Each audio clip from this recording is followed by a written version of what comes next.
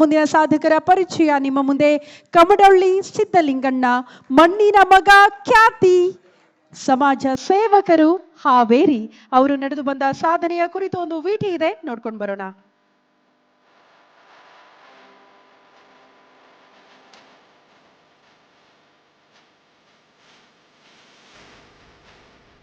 ಹಾವೇರಿಯ ಹಾನಗಲ್ ಕ್ಷೇತ್ರದ ಮಣ್ಣಿನ ಮಗ ಎಂದೇ ಹೆಸರಾಗಿರುವವರು ಕಮಡೊಳ್ಳಿ ಸಿದ್ದಲಿಂಗಣ್ಣ.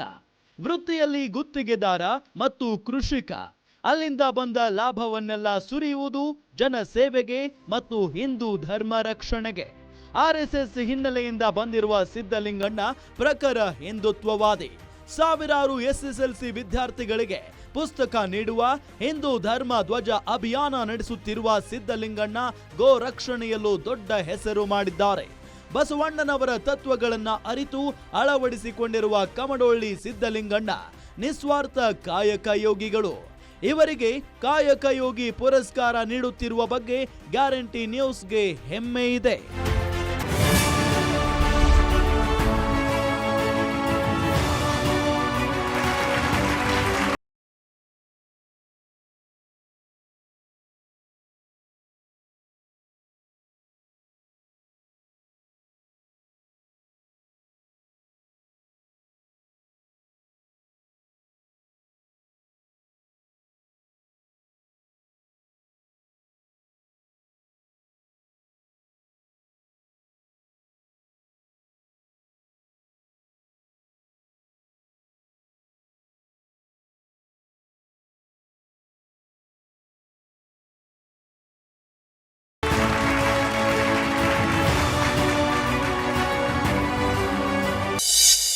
ಗ್ಯಾರಂಟಿ ಅವರಿಂದ ಕೊಟ್ಟಂಥ ಈ ಪ್ರಶಸ್ತಿ ನನಗಲ್ಲ, ನಮ್ಮ ಹಾನಗಲ್ಲ ಶ್ರೀ ಗುರುಕುಮಾರೇಶ್ವರ ಪಾದಕ್ಕೆ ಹಾಗೂ ನಮ್ಮ ಹಾನಗಲ್ ತಾಲೂಕಿನ ಸಮಸ್ತ ಜನತೆಗೆ ಅಂತ ನಾನು ಅನ್ಕೊತೀನಿ.